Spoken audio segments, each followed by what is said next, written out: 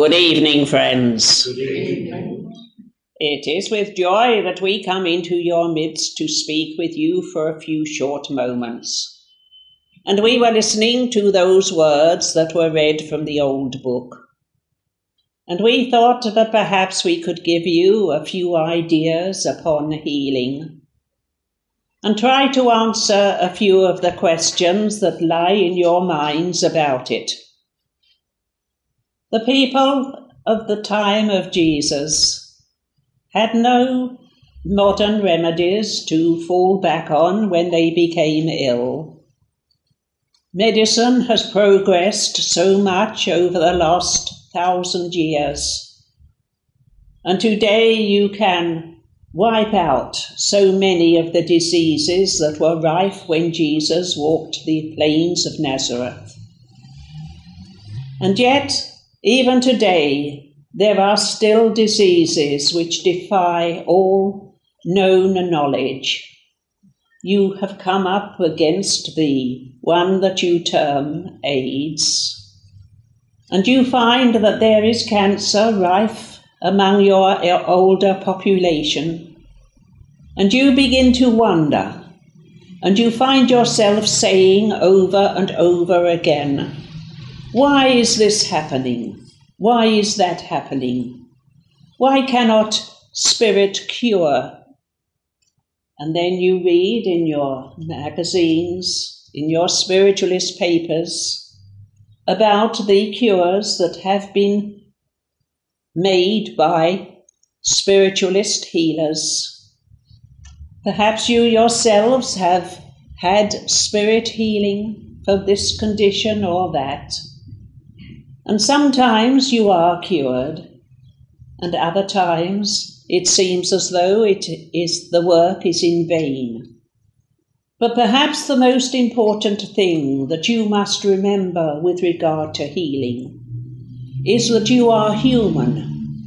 You possess a human body, and although that is only a garment for your soul, yet that body, while you are on the earth plane, is most important to you.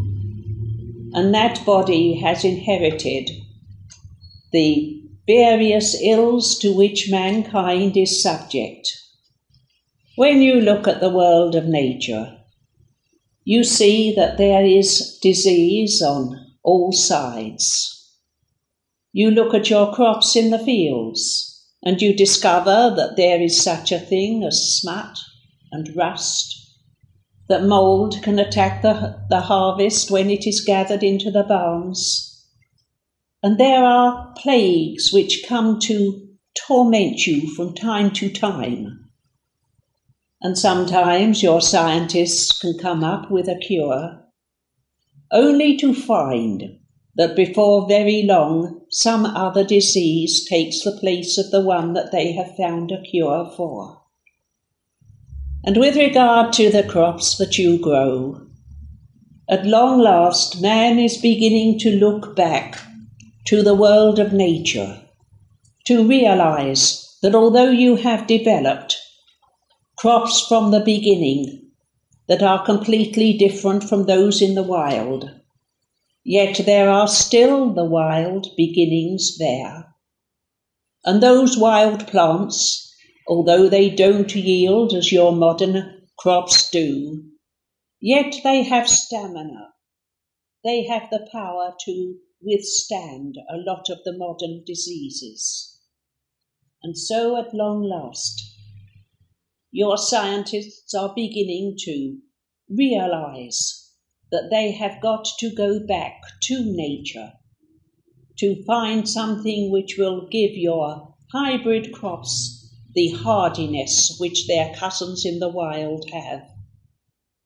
With regard to humankind, you have got to remember that there are many diseases that have affected humanity from the beginning.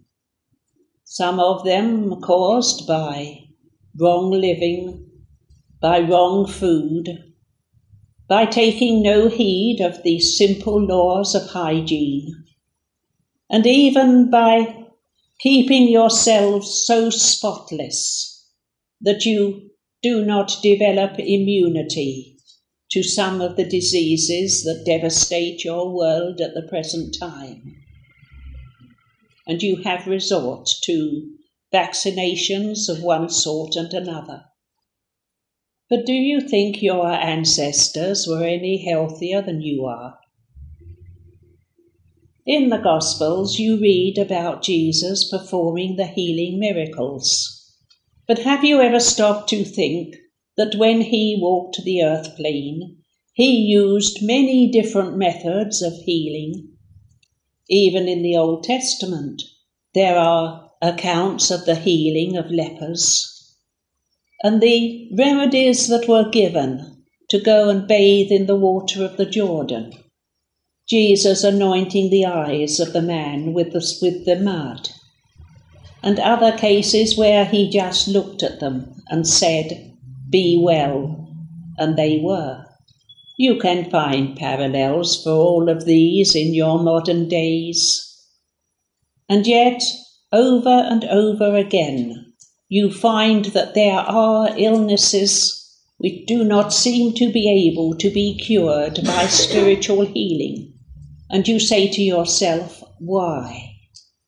Perhaps one of the reasons is that man is beginning to lose touch with nature. By his civilization, he has crowded himself together in cities. He has used the products of the earth, products that took centuries to achieve. He has been using them up at a very fast rate. And now he is beginning to realize that he is damaging the atmosphere. You must often think to yourself, is there going to be any alteration? Will you be able to stop the destruction of the earth by man's greed and selfishness? We come to you in love because we want to reassure you on so many counts. Of course, there will always be illness in your world. There will always be disease that cannot be cured by any means that you can lay your hands upon. But that is because when you come to the earth plane, you come in order to learn lessons. And some of those lessons can only be learned through suffering. If you were always perfectly well, if you went through life without any illness at all, if you didn't know what it was to have a headache, or to feel sick, or to succumb to any of the childhood illnesses that are so prevalent, how would you have sympathy for those who do? It is because there is so much illness in the world that the sympathy, the help and the love that you can generate is so important. Remember, those of you who are healers, that even if you cannot heal the body, you are healing the soul, and you cannot measure the effect that your healing has upon those who come to you for help. It is as important to comfort those who are dying as it is to care for those who are living. It is as important for you to give your love to those who are the victims of their own self-indulgence, as it is to those who seem to have contracted illness through no fault of their own. Your world today is very different from the one that Jesus walked in. There are so many things that were happening then that do not happen today, and there is a lot that happens today that was unthought of in the days of Jesus of Nazareth. We often think, when we listen to the words read from the old book, how true some of them are, and yet how altered they have been over the centuries. But the main thing to remember is that in the Bible, the message that Jesus came to give, the message of love, the message of doing good to those who despitefully use you, the message of forgiving your enemies, the message of giving love to all whatever their condition, realizing that within each one of them there is a part of God. That is the important thing. That is what comes out of the Gospels, the love that Jesus had for all the people that he met. It made no difference to him whether it was the woman taken in adultery or whether it was the thief dying at his side upon the cross. Jesus gave them both his love. He gave them both his assurance that there would be life eternal for them. When you read your Bible, remember you haven't got to take it for absolute truth. We will not use the term gospel truth. But you have got to look for the meaning behind it. You have got to look at it from the point of view of Jesus, who could love. You have got to realize that those who are criminals in your world, the thugs and the robbers and the thieves and the murderers, that they are all children of God. They are all your brothers and sisters. They all have the spark of God within them, and someday will unite with God, even as you do, as you will. Do not flinch from life. Do not try to avoid the troubles that beset you. Do not sit down and revile God because you have come across a difficulty in your pathway.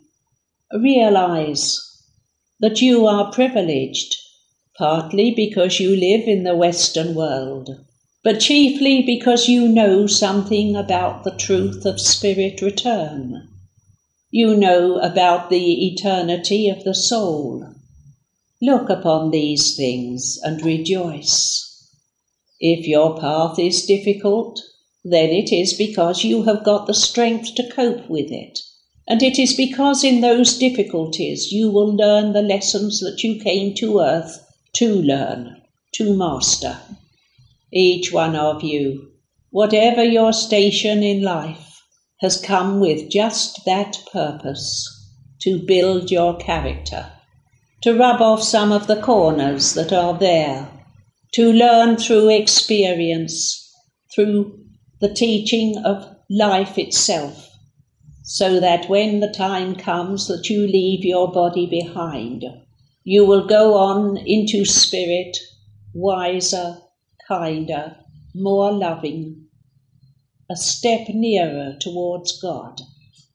We are often asked why some people sail through life so easily and simply, whereas others seem to have to struggle every step of the way. Remember that you are aware of things today, aware in a way that was impossible when Jesus walked the earth plane. There was no television, no newspapers, no radio, nothing to bring news of what was happening in other parts of the earth to that little country of Palestine. Perhaps news was brought by word of mouth and passed along from one to the other, and in the passing it would have got distorted and altered. Today, when there is tragedy anywhere in your world, it is flashed upon your screens. Good news is so very seldom seen, and yet there is good in your world. From what you read, you may think that your younger generation consists entirely of thugs and hooligans, and yet there are thousands and thousands, in fact millions of young people who are walking the straight and narrow path of love and service. There is idealism among the young. They sometimes get impatient with the older people because, being young, they want things to happen so quickly. But change takes time.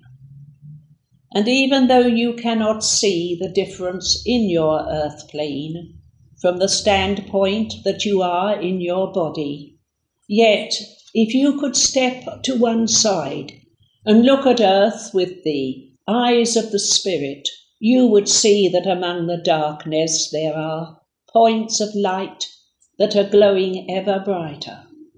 We come to you with love because we want to help you. We do not want to tell you what to do, what you should not do. You have got the power within you to achieve it for your own self.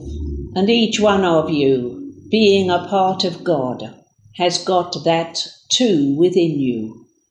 The part that you term your soul, your spirit, the part of you which will go on when you have finished with your body and you leave it behind as you pass on into another stage of life. You will have a body in the next world, but it won't be a body of matter, but a body of spirit. We cannot give you details of what you will see when you arrive there, because each one of you will see something different. You will meet your loved ones, yes, but you will not necessarily stay with them. You have got to work when you get to spirit, in the same way that you have got to work while you are in a body of matter. And during that work, you will know how far you have succeeded in your aims, the aims that you came to earth with, and that you will take with you when you leave earth behind. So we leave you with our love, praying that each one of you will acknowledge the spirit within you and will know that that spirit is love. Good night, and God bless you all.